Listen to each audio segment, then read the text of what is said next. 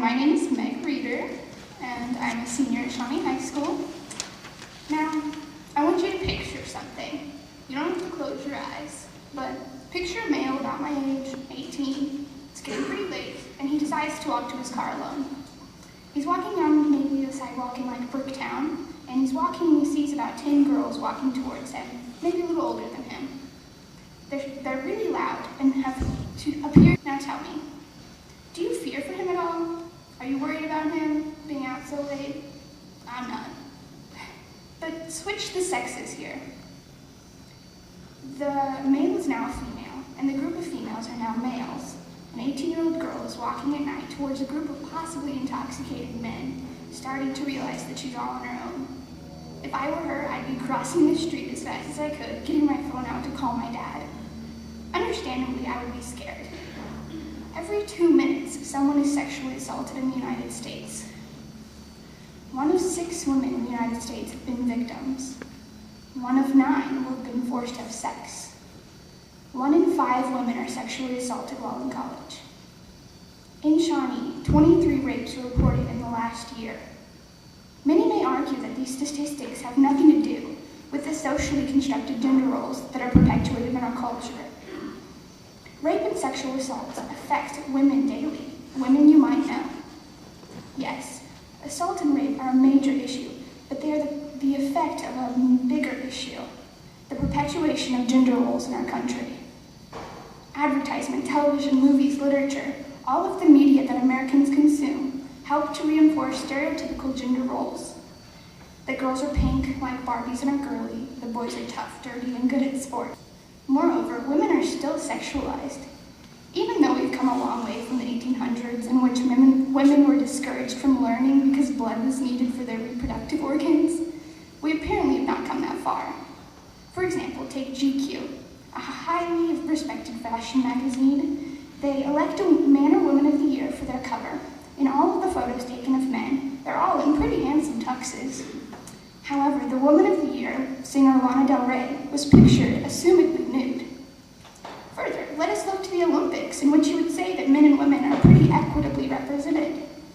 However, when watching, one can notice the commentators were pretty biased. When a female would win, it was purely based on luck. But when a man would win, it was obviously because of skill and commitment. Further, when the women would lose, then they would make comments on her abilities or lack thereof. But when a man lost, they would merely comment on how his competitors won. Therefore, a woman can never actually win, and a man will never actually lose. Okay, you can argue that the commentators are sexist and that in no way those few men and women represent our society as a whole. But let us look to our Congress, our representatives, if you will. Amidst all the hubbub of averting the fiscal cliff, the United States Congress managed to throw out the Violence Against Women Act. They didn't reinstate it. The act provided $1.6 billion toward investigation and prosecution of violent crimes against women. With one of the larger numbers of women in Congress ever, how could this happen? But men and women alike live with the mentality that bad things will not happen to them.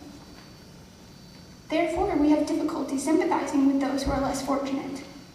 Women are cruel judges of other women. We believe we are in control of what happens to us.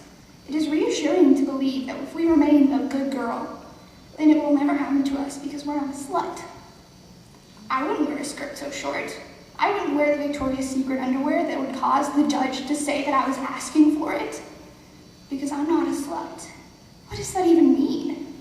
No girl is ever asking for it, and no means no.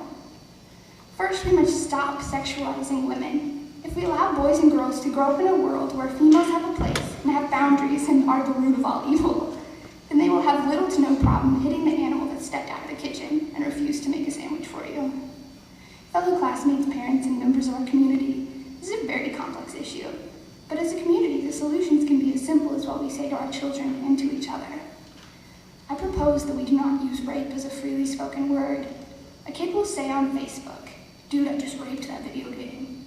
Of his 300 friends, 50 of them are reminded of the worst experience of their life.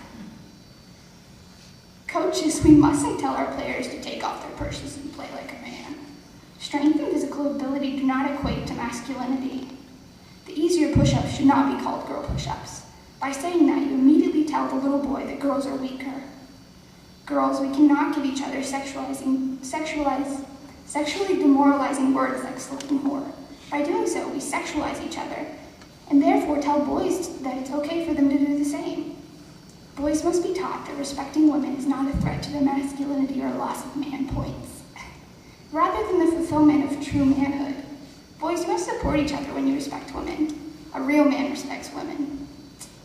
As a society and community, we mustn't affirm the way out of date gender roles. Females are females and males are males. We have biological differences, but as far as the genders go, they say boys are blue and girls are pink. They're a result of what we say, portray, and accept as a society. As I leave the stage today, I challenge you to think. Think about what you say and do.